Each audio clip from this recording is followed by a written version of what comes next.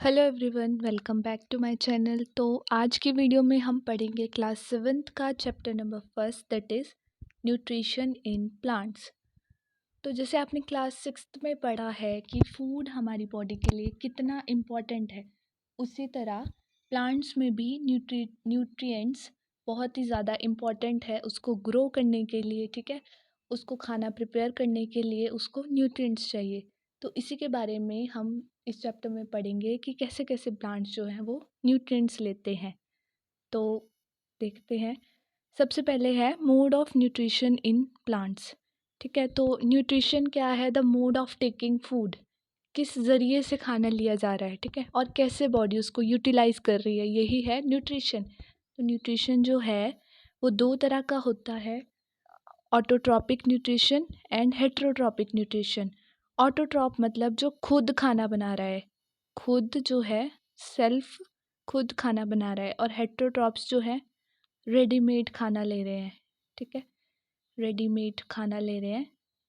तो ये है दो तरह के nutrition, autotrophic nutrition and heterotrophic nutrition. Autotrophic nutrition mainly जो है वो प्लांट्स परफॉर्म करते हैं, और जो हेट्रोट्रॉपिक न्यूट्रिशन है वो एनिमल्स और कुछ प्लांट्स परफॉर्म करते हैं। ठीक है, तो एक बार हम डेफिनेशंस भी देख लेते हैं इनकी। जैसे autotroph, the mode of nutrition in which the organism make food themselves from simple substances is called autotrophic nutrition। जो प्लांट्स हैं वो अपना खाना खुद बना रहे हैं, और तो हम उनको ऑटोट्रॉप्स बोलते हैं। तो जो ऑटोट्रॉपिक है, ऑटोट्रॉपिक में जो ऑटो वर्ड है उसका मतलब होता है सेल्फ, जो सिग्निफाई करता है कि खुद खाना बना रहे हैं, और ट्रोफोस का मतलब होता है नरिशमेंट। ठीक है, वैसे ही हेट्रोट्रॉप्स में जो हेट्रोज वर्ड होता है उसका मतलब होता है अदर। यहीं से आप समझ सकते हो, कंफ्यूज नहीं होना है। ऑटो मतलब सेल्फ, हेट्रो मतलब अदर, अदर मतलब वो रेडीमेड फूड ले रहे हैं। ठीक है, तो ये था ऑटोट्रॉप्स और हेट्रोट्रॉप्स का कंसेप्ट। आगे बढ़ते हैं।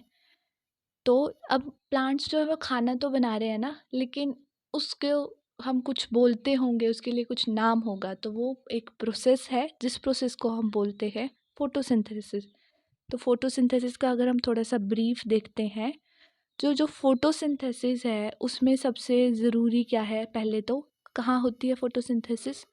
मोस्टली मेनली लीव्स में होती है। ठीक है, और उसके लिए जो रॉ मटेरियल, मतलब कि क्या क्या चाहिए फोटोसिंथेसिस परफॉर्म करने के लिए, खाना बनाने के लिए क्या क्या चाहिए, तो वो है वाटर एंड मिनरल्स, और हमें चाहिए कार्बन डाइऑक्साइड, और हमें चाहिए सनलाइट।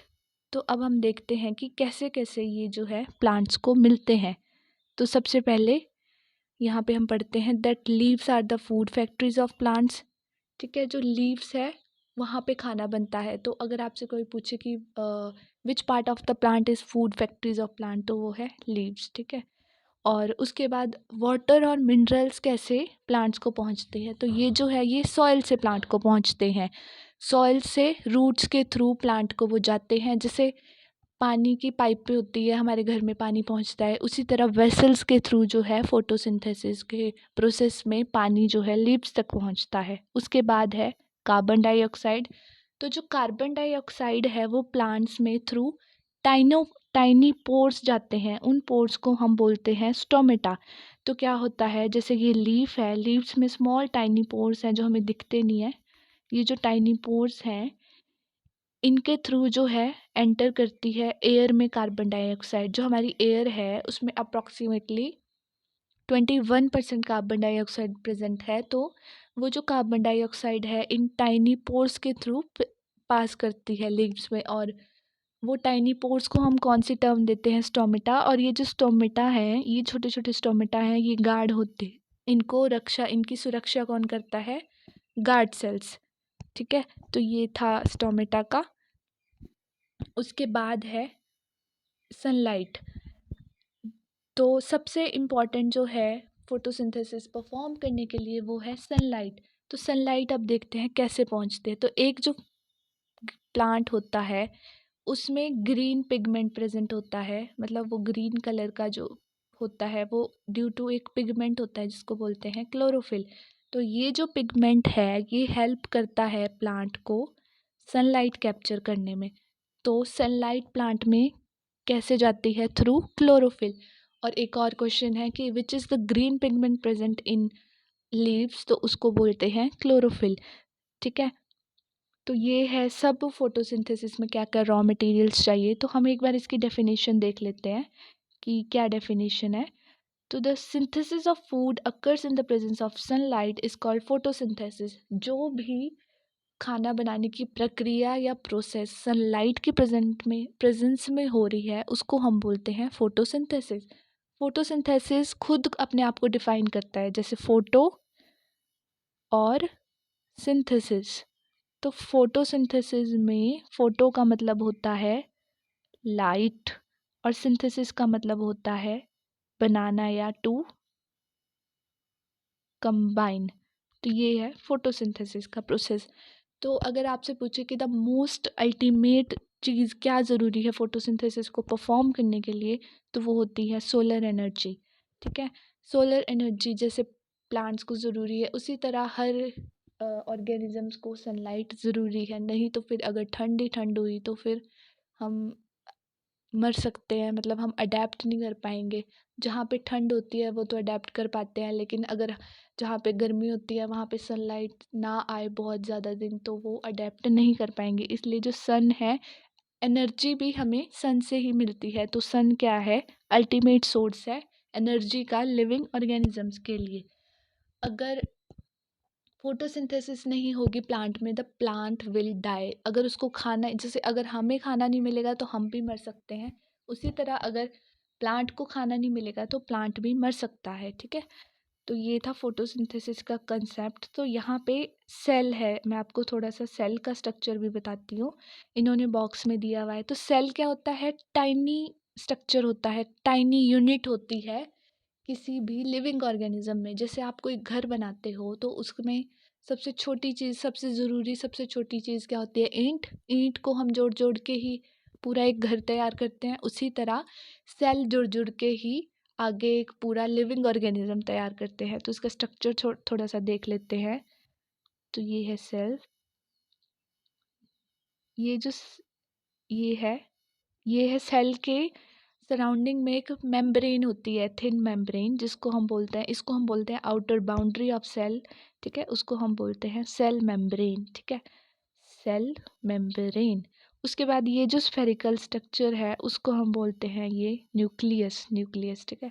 और ये जो न्यूक्लियस को सराउंड करता है जो भी ये खाली मटेरियल, जैसे इसमें दिख रहा है ये खाली मटेरियल है, खाली मटेरियल है, इसको हम बोलते हैं साइटोप्लाज्म। तो ये था एक सेल का सिंपल सा स्ट्रक्चर। और सेल जो है अलग अलग होते हैं। प्लांट सेल में अलग तरह के मतलब थोड़ा थोड़ा उनमें डिफरेंस होता है। प्लांट सेल में डिफरेंस होता है, एनिमल सेल में डिफरेंस होता है। तो ये सेल का कंसेप्ट था। आगे हम यहाँ पे इन्होंने थोड़ा सा ये प्रोसेस डेमोस्ट्रेट किया है। जैसे ये है कि कैसे फोटोसिंथेसिस हो रही है। सनलाइट है, ये यहाँ पे प्लांट में क्या होगा? क्लोरोफिल वो सनलाइट को कैप्चर करेगा और स्टोमेटा के थ्रू जो है प्लांट में कार्बन डाइऑक्साइड जाएगी और रूट्स और के थ्रू वाटर और मिनरल्स जाएंगे। ठीक है, तो इस प्रोसेस में हमें क्या क्या मिलता है? तो ये जो फोटोसिंथेसिस का प्रोसेस है इसमें हम एक तो हमें ऑक्सीजन मिलती है। प्लांट्स जो है फोटोसिंथेसिस के प्रोसेस में ऑक्सीजन रिलीज करते हैं। दूसरा वो रिलीज करते हैं कार्बोहाइड्रेट, मतलब फूड जो है वो कार्बोहाइड्रेट की फॉर्म में। और कार्बोहाइड्रेट में कौन सी फॉर्म? स्टार्च की फॉर्म में। ठीक है, तो फूड, अगर आपसे कोई पूछता है कि प्लांट में फूड किस फॉर्म में स्टोर होता है तो वो होता है मेनली स्टार्च के फॉर्म में। ठीक है, तो आगे हम बात करते हैं और कौन कौन से मतलब फॉर्म है जिससे फूड स्टोर होता है। तो स्टार्च के अलावा फूड जो है वो प्रोटीन्स और फैट के फॉर्म में भी स्टोर होता है। और ये जो प्रोटीन्स और फैट है इनमें होता है नाइट्रोजन। ठीक है, तो ये जो नाइट्रोजन है ये कहाँ से मिलता है प्लांट्स को? तो क्या होता है कि हमारे एयर में 21% कार्बन डाइऑक्साइड है और 78% जो है वो नाइट्रोजन है। ठीक है, तो ये जो नाइट्रोजन है प्लांट जो है वो डायरेक्ट नहीं ले पाता। तो सॉइल में क्या होते हैं, कुछ तरह के बैक्टीरिया होते हैं जो इस नाइट्रोजन को जो फॉर्म प्लांट को चाहिए उसमें कन्वर्ट करते हैं और उस फॉर्म में जो है प्लांट्स जो है नाइट्रोजन लेते हैं। और आप जैसे आपने देखा होगा खेतों में फार्मर्स जो है बहुत सारे मिनरल्स ऐड करते हैं, फर्टिलाइज़र्स ऐड करते हैं, वो भी हेल्प करते हैं प्लांट्स को नाइट्रोजन लेने में। और एक और चीज़ है इसमें कि ये जो आपको दिख रहे हैं फ्लावर्स, ये सॉरी लीव्स आपको दिख रहे हैं अलग अलग कलर के हैं, तो ये सब भी है पिगमेंट की वजह से होता है। कई में रेड पिगमेंट होता है, कईयों में ब्राउन होता है, कईयों में अलग अलग पिगमेंट होते हैं। तो ये जो पिगमेंट है जैसे क्लोरोफिल है, इनके इनके भी अलग अलग नाम होते हैं, जैसे क्रोमोफिल होता है, ये आप बड़ी क्लासेस में पढ़ोगे। तो इन पिगमेंट की वजह से इनका कलर होता है और ये सब लीव्स भी हैं फोटोसिंथेसिस परफॉर्म करते हैं। और अगर आपको कोई पूछे कि फोटोसिंथेसिस क्या सिर्फ लीव्स में ही होती है, नहीं, तो वो अलग अलग पार्ट्स में भी होती है, जैसे कई स्टेम्स में होती है और कई रूट्स में होती है। ये मॉडिफिकेशन होता है, ये आप ये भी हायर क्लासेस में पढ़ोगे कि क्या क्या मॉडिफिकेशन प्लांट्स में होती है। तो आज की वीडियो में इतना ही। आगे का जो थोड़ा सा पार्ट बचा है वो मैं दूसरी वीडियो में डालूंगी, नहीं तो वीडियो बहुत बड़ी हो जाएगी। तो अगर आपको वीडियो पसंद आई है तो लाइक करें, शेयर करें और चैनल को भी सब्सक्राइब कर दें। Thank you.